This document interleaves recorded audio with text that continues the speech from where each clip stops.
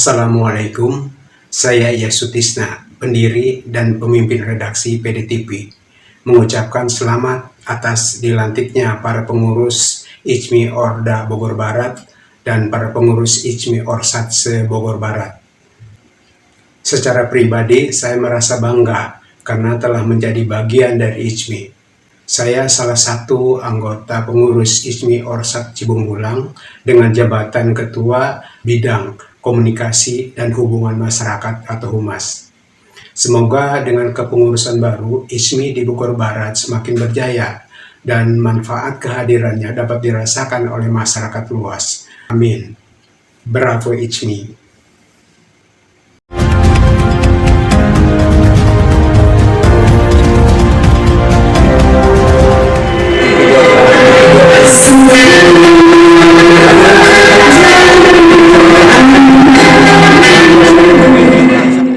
Pengurus Ikatan Cendekiawan Muslim Indonesia (ICMI), Organisasi Daerah Orda Bogor Barat, dan pengurus ICMI Organisasi Satuan Orsat tingkat kecamatan se-Bogor Barat yang sebelumnya telah terpilih untuk masa bakti 2022-2027 resmi dilantik Minggu 25 Desember 2022 lalu. Acara pelantikan gabungan yang dihadiri oleh Ketua Pengurus ICMI Pusat Profesor Dr. Arif Satria, Ketua Dewan Pakar ICMI Pusat Dr. Insinyur Haji Afendi Arsad, dan Ketua ICMI Orwilsus Bogor Dr. Insinyur Aceng Hidayat, serta para undangan lainnya adalah yang kedua kalinya sejak ICMI Orda Bogor Barat dan ICMI Orsat se-Bogor Barat terbentuk beberapa tahun lalu. Digelar di Aula Gedung Yayasan Pendidikan Bumi Sejahtera di Desa Cibatuk 1, Kecamatan Cibung Bulang. Acara pelantikan diawali sambutan pembukaan oleh Rinaldi Septiana SE, pembacaan ayat suci Al-Quran oleh Ustadz Rainan, dan nyanyian lagu Indonesia Raya dan himne ICMI bersama paduan suara Muslimat NU.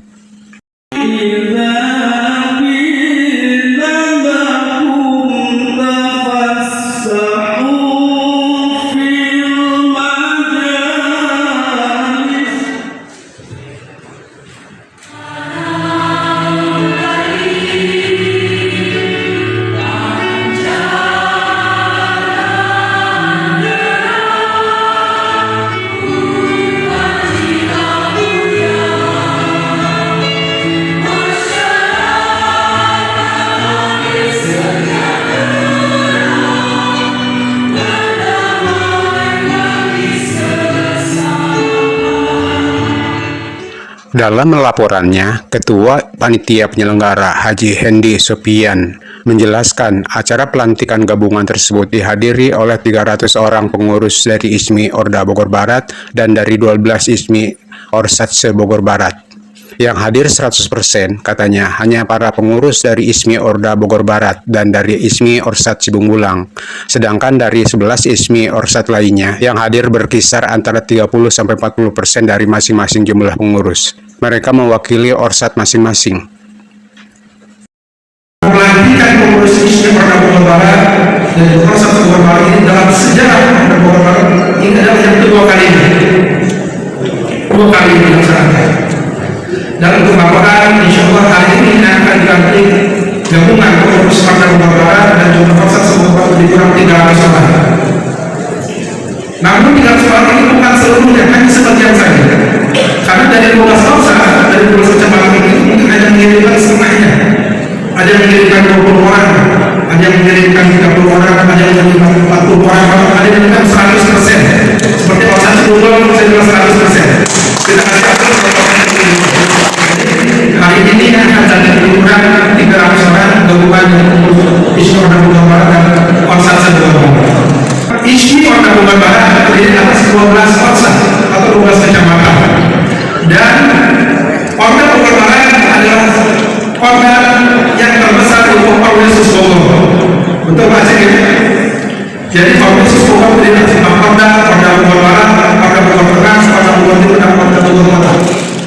Di akhir laporannya, Hendi mengucapkan terima kasih kepada semua pihak, terutama Haji Ahmad Sopian, Ketua ICMI Orsat Cibung Bulang yang telah menyediakan tempat, Haji Asep Wahyu Wijaya, anggota DPRD Provinsi Jawa Barat, termasuk bantuan jaket seragam untuk pengurus ISMI Orsat Cibung Bulang dan direksi BPRS Amanah Ummah yang telah ikut berkontribusi bagi suksesnya penyelenggaraan acara pelantikan tersebut. Usai laporan yang disampaikan oleh Ketua Panitia Penyelenggara, acara dilanjutkan dengan doa bersama yang dipimpin oleh Haji Ahmad Bukhari. Ila wa isrina sana wallahu khairul hafidhallahu wa arhamar rahim. Rabbana taqabbal minna innaka antas samiul alim. Rabbana atina fid dunya hasanah wa fil akhirati hasanah wa qina adzabannar. Sesuai hierarki dalam sebuah organisasi, pengurus ISMI Orda Bogor Barat dilantik oleh Dr. Insinyur Aceng Hidayat, Ketua ISMI Organisasi Wilayah Khusus Orwilsus Bogor, level organisasi ISMI yang berada satu tingkat di atasnya, setelah sebelumnya dibacakan surat keputusan pelantikan.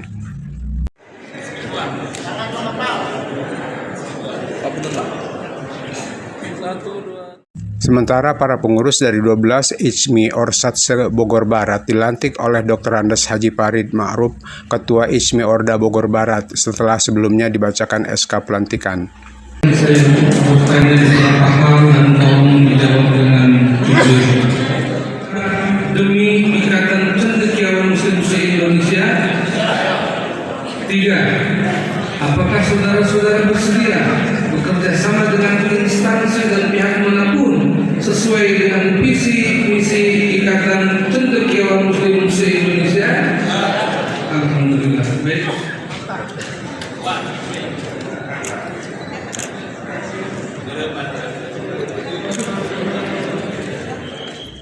Setelah acara penyematan jaket ISMI Orda Bogor Barat kepada Ketua ISMI Pusat Arif Satria, Dewan Pakar ISMI Pusat Apendi Arsad dan Ketua ISMI Orwilsus Bogor Aceng Hidayat, Ketua ISMI Orda Bogor Barat dan Ketua ISMI Orwilsus Bogor masing-masing memberikan sambutannya. Usai foto bersama dan penampilan tahfiz anak, Ketua ISMI Pusat Arif Satria menyampaikan sesuai moto ISMI, yaitu inspiratif dan transformatif, di mana setiap anggota ISMI harus memiliki inspirasi yang dapat ditransformasikan ke arah perubahan, sehingga kehadiran ISMI dapat dirasakan manfaatnya oleh masyarakat.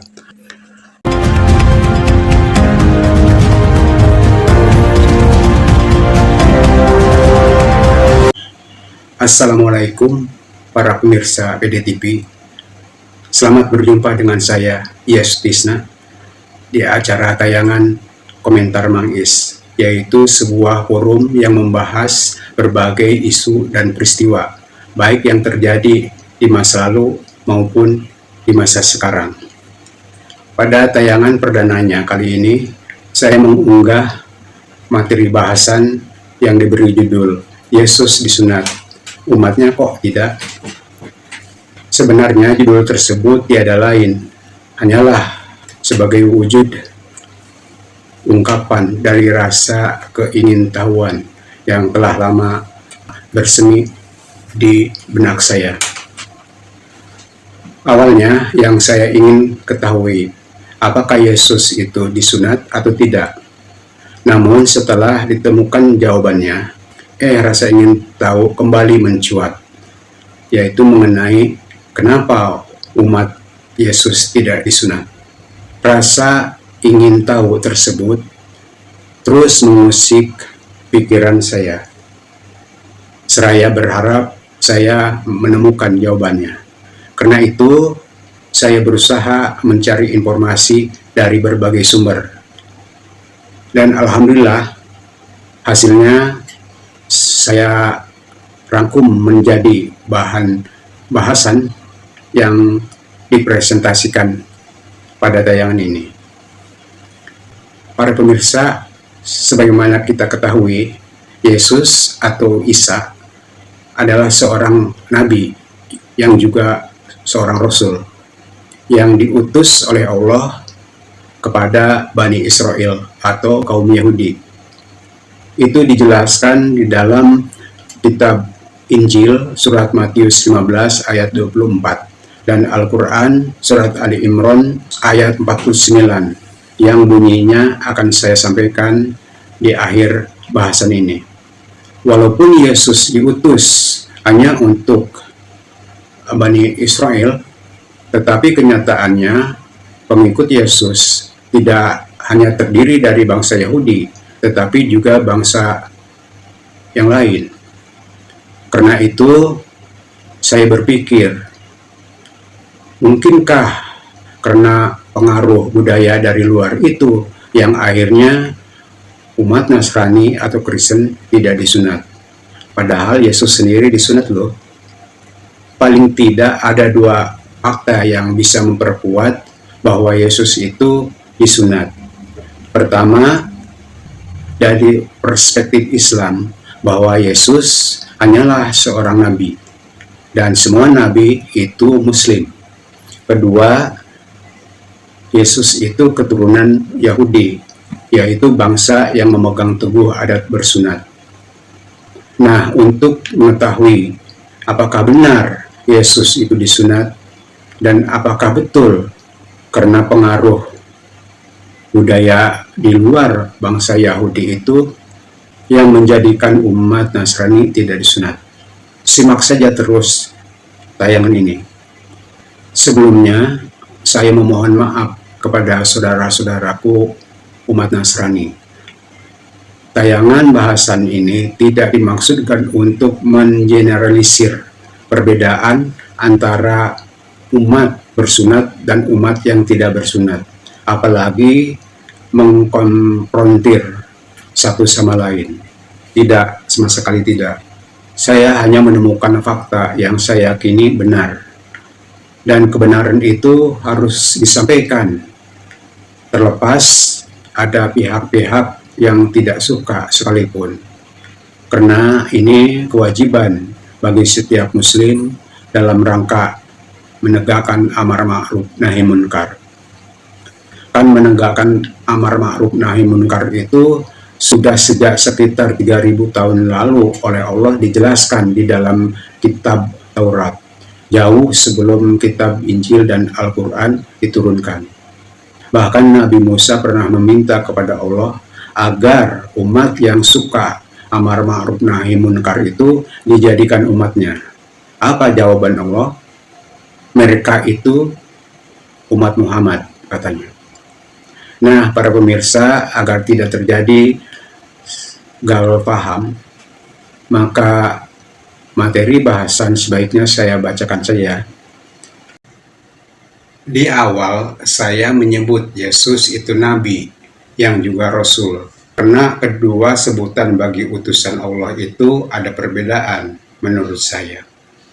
Nabi belum tentu rasul, tapi rasul sudah pasti nabi. Nabi itu menerima wahyu hanya untuk dirinya dan tidak diwajibkan untuk disampaikan kepada umatnya. Sedangkan Rasul menerima wahyu selain untuk dirinya, tapi juga diwajibkan untuk disampaikan kepada umatnya. Nah, itu perbedaannya antara Nabi dan Rasul. Kita tahu Nabi itu jumlahnya banyak, konon mencapai 100 lebih. Tapi jumlah nabi yang merangkap sebagai rasul hanya 25, di mana 4 diantaranya menerima wahyu kitab suci, yaitu Musa, Daud, Isa atau Yesus, dan Muhammad. Masing-masing menerima kitab suci Taurat, Zabur, Injil, dan Al-Quran. Semua nabi dan rasul itu muslim. Mereka semua menerima wahyu, baik yang berkaitan dengan akidah maupun syariat atau hukum-hukum. Ada yang menerima wahyu secara tertulis dalam wujud kitab suci. Ada pula yang menerimanya melalui perantaraan malaikat Jibril. Wahyu yang berkaitan dengan masalah akidah diberikan sama kepada semua nabi dan rasul, dari sejak Nabi Adam hingga Nabi Muhammad, yaitu berupa perintah agar semua manusia beriman, bertakwa, dan menyembah Allah. Sedangkan wahyu yang berkaitan dengan syariat diberikan berbeda-beda disesuaikan dengan keadaan dan tingkat pemahaman manusia pada zaman masing-masing nabi. Seperti sudah saya singgung di awal, Yesus atau Isa itu diutus oleh Allah bagi Bani Israel atau kaum Yahudi dan diberi wahyu kitab Injil. Namun syariatnya mengikuti syariat Nabi Musa yang tertulis di dalam kitab Taurat. Nabi Isa tidak merubah syariatnya, tapi justru melengkapinya. Kenapa harus dilengkapi? Karena tuntutan zaman. Kehidupan dunia di zaman Nabi Isa sudah pasti berbeda dengan kehidupan di zaman Nabi Musa. Jumlah manusia, khususnya umat Yahudi, di zaman Nabi Isa sudah bertambah banyak. Peradaban mereka sudah lebih maju, daya pikir dan tingkat pemahaman mereka sudah semakin cerdas. Nah, untuk lebih jelasnya, mari kita simak penjelasan Nabi Isa yang tersurat di dalam kitab Injil, surat Matius 5 ayat 17 dan 18 yang bunyinya sebagai berikut. Janganlah kamu sangkakan aku datang hendak merombak hukum Taurat atau kitab nabi-nabi. Bukannya aku datang hendak merombak, melainkan hendak menggenapinya. Karena sesungguhnya aku berkata kepadamu, sehingga langit dan bumi lenyap, satu noktah atau satu titik pun sekali-kali tiada akan lenyap daripada hukum Taurat itu sampai semuanya telah jadi. Nah, ada kata-kata datang dan menggenapinya. Datang menurut saya maksudnya diutus. Sedangkan menggenapinya maksudnya melengkapi. Sementara mengenai sampai semuanya telah jadi, itu maksudnya sudah sempurna. Memang sempurna, tapi hanya untuk mengatur bangsa Yahudi saja. Jadi bangsa yang lain tidak termasuk, tidak. Tapi syariat Nabi Muhammad sudah sempurna untuk mengatur semua manusia di seluruh dunia.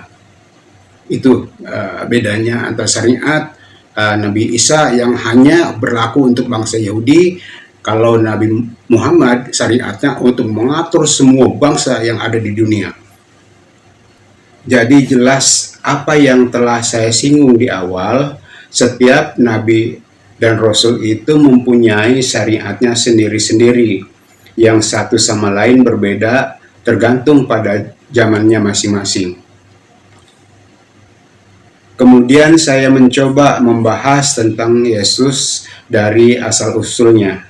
Sama dengan Nabi Musa, Nabi Daud, dan beberapa nabi lainnya, Yesus atau Nabi Isa itu lahir dari keturunan Bani Israel, suatu kaum yang memegang teguh adat bersunat. Kendati begitu, saya masih belum begitu yakin apakah benar Yesus itu disunat. Tapi alhamdulillah saya mendapat tambahan ilmu pengetahuan dari menyimak sebuah syiar Islam yang diunggah ke YouTube. Benar bahwa Yesus itu disunat. Bahkan beliau disunat ketika masih berusia 8 hari. Nah, kalau Yesus itu disunat, kenapa orang-orang Nasrani atau Kristen tidak disunat? Pertanyaan tersebut cukup pelik untuk dijawab, tapi tak mengapalah. Saya mencoba membahasnya dengan merujuk pada kitab Injil. Tidak disunatnya orang-orang Nasrani atau Kristen mungkin akibat pengaruh dari bangsa-bangsa lain yang memiliki adat tidak bersunat. Memang para penyiar agama Kristen telah mensiarkan ajaran agama mereka ke banyak bangsa di dunia. termasuk bangsa Romawi di Eropa. Sudah pasti mereka melakukan syiar keluar dari bangsa Yahudi itu setelah Yesus wafat. Mana mungkin itu bisa terjadi jika Yesus masih hidup, sebab Yesus tidak menyebarkan ajarannya jauh keluar, karena dia nabi hanya untuk bangsa Yahudi, yang pada saat itu hidup di Jazirah Arab. Coba kita simak penjelasan kitab Rasul-Rasul 11 ayat 2 dan ayat 3 berikut ini. Setelah Petrus tiba di Yerusalem, maka orang yang menurut adat bersunat itu pun berbantah-bantah dengan dia, sambil berkata, "Engkau sudah pergi kepada orang yang tiada bersunat, serta makan bersama mereka." Nah, keterangan ayat-ayat tersebut itulah yang menguatkan dugaan saya bahwa pengaruh budaya dari luar bangsa Yahudi itu yang menjadikan pengikut Yesus tidak disunat. Diutusnya Yesus hanya untuk bangsa Yahudi dijelaskan di dalam kitab Injil dan Al-Quran sebagai berikut. Di dalam kitab Injil, surat Matius 15 ayat 24 dinyatakan, maka jawab Yesus, katanya, "Tiadalah aku disuruhkan kepada yang lain, hanya kepada segala domba yang sesat di antara Bani Israel." Sementara di dalam kitab Al-Quran, surat Ali Imran ayat 49 disebutkan, dan sebagai Rasul kepada Bani Israel.